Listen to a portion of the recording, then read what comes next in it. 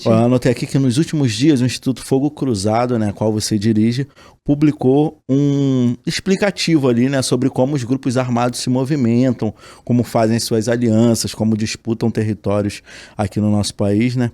E falar de facção ainda é um ponto forte, né, porque gera desinformação estratégica, digamos assim, né? Eu queria que você contasse um pouco a respeito desses principais grupos armados no Brasil, né? Como é que essa disputa tá, como é que ela acontece, como é que ela se conecta, né? Pois é, temos aí muitas e muitas facções no Rio. No Brasil, são mais de 50. Nossa. Então, assim... É mais facção do que estado. É mais... E tem estado que tem muito, tipo Nossa. Bahia... 10 facções. Então, assim, Nossa. no Rio a gente tá, vamos dizer assim, ok, porque só tem 3. Tá na média ali. 3 e a milícia ali. Jesus. Mas fora a piada, a gente tá, assim, numa situação absolutamente deplorável. Porque a gente tem a ação dessas, né, meia centena de facções em ação.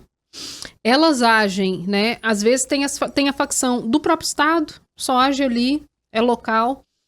Mas tem as facções que têm conexões entre outros estados. Então vai ter comando vermelho no Rio, mas vai ter comando em estados do Norte, do Nordeste. Com o PCC a mesma coisa. Não existe resposta no sentido de que os governos, eles não planejam ações baseadas na realidade. Então, por exemplo, todo mundo tem certeza aí, é de conhecimento comum de que o Brasil é um dos países onde mais se mata no mundo. Estamos de acordo. 7 em cada 10 homicídios no país são cometidos com arma de fogo. Aí eu vou te falar 2 coisas. Nós não temos um índice nacional de homicídios e nós não temos um banco nacional de armas e munições. Então, assim, isso já mostra o quanto a segurança pública é tratada de forma... tratada com desprezo, eu vou dizer assim. Tratada com negacionismo. Não é tratada de forma séria. Porque, assim, mencionei, as facções elas agem entre si e agem em estados, conexões e tudo. Então, assim, vou pegar o exemplo aqui do Rio. Não adianta o Cláudio Castro achar que com uma operação na Maré ele vai resolver esse problema. Por um motivo muito simples. O tráfico de drogas não é um problema do Rio de Janeiro apenas. Então, assim, o Rio de Janeiro precisaria estar conectado em um plano nacional de segurança pública. E, para além disso, o tráfico de drogas e de armas são atividades internacionais. A gente precisa conversar com outros países. Então, assim, pensa, o que a esquina do seu bairro tem a ver com um carregamento que vai ser achado dentro de um navio lá na Europa, sabe? Então, assim, a gente precisa enxergar o tráfico de drogas, o tráfico de armas, como eles são nessa geografia mundial do tráfico, porque é uma atividade internacional. Não tem como você resolver com um governo estadual. E o governo federal não coordena essas ações. Não coordena essas ações. Não existe esse Plano Nacional de Segurança Pública, né? Para que a gente consiga minimamente coordenar essas ações, porque os governadores precisam conversar entre si. Preciso saber, o que aconteceu no Rio hoje tem a ver com o que aconteceu na Bahia semana passada? Será que a gente precisa trocar alguma informação para poder ver se as coisas estão conectadas, ver se vai acontecer mais alguma coisa, sei lá, no Pará, mês que vem? Né? Esses papos não existem e eles precisam existir. A gente precisa enxergar o problema complexo como ele é. Não é uma coisa que a viatura lá na esquina da sua rua vai resolver. Isso é muito sinistro, né? É importante esse contexto, mas é desesperador ao mesmo tempo, né?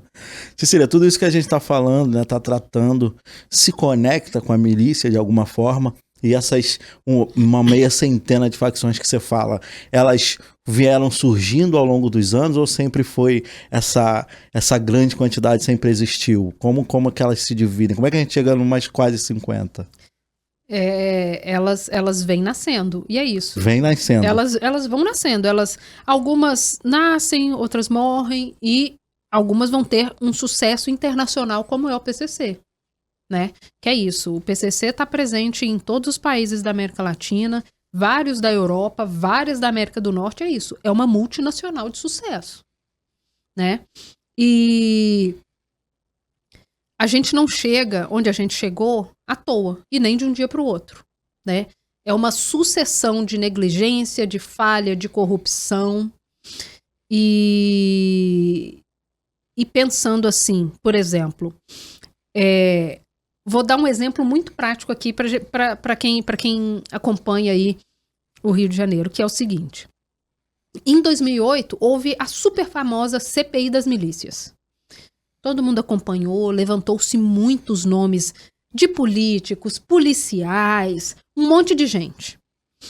Em 2008 também foi quando teve o grande projeto da segurança pública no Rio, que foram as UPPs. E as UPPs duraram aí uma década. Ou seja, o governo do estado do Rio, apesar de ver que estava tendo uma CPI das milícias, identificando a milícia como um grande problema, ignorou isso solenemente na década para frente do planejamento de segurança pública. Qual que foi o resultado? 10 anos depois, a gente viu Marielle e Anderson serem executados. Aí todo mundo, meu Deus, a milícia. Gente, a milícia estava aí. Estava aí. Só que é isso. Com a CPI das milícias, as milícias ficaram assim, beleza, vamos ficar na encolha. Porque assim, gente, miliciano dava entrevista. Sim. Era assim, super popular o negócio, né? Tinha projeto de lei para poder regularizar a milícia. Então, assim, com a CPI das milícias, elas se recolheram um pouco, mas se expandiram tremendamente nesse hiato de uma década, com foco da política pública só nas UPPs. Então, quando chega 2018, vira, meu Deus do céu, como assim? E hoje em dia, todo mundo sabe ao menos o nome de um miliciano. Todo mundo conhece.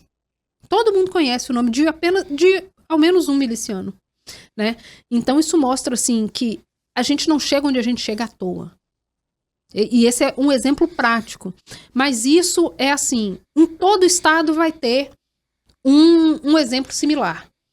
Porque esses grupos não nascem e se articulam se eles não puderem nascer e se articular. Alguém se vendeu, alguém permitiu, alguém apoiou, alguém fez vista grossa. Sim. A gente falou bastante do crescimento das milícias, desse período de UPP, né?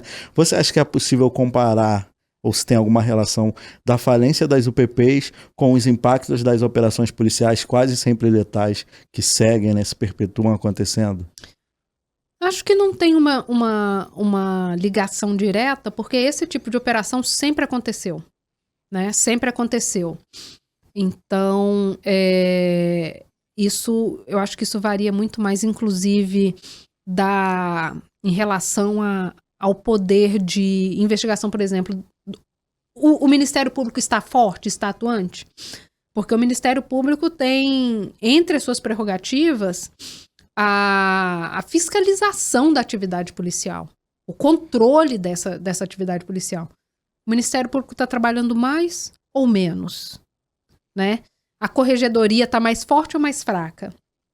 O governador está incentivando ou está dizendo, peraí? Então, assim, tem todas essas coisas para serem levadas em consideração. Mesmo durante, né, a vigência aí das UPPs, fora daquelas áreas onde havia UPP, havia essas operações policiais. Então, não vejo uma correlação direta, mas acho que isso varia mais em relação ao momento político.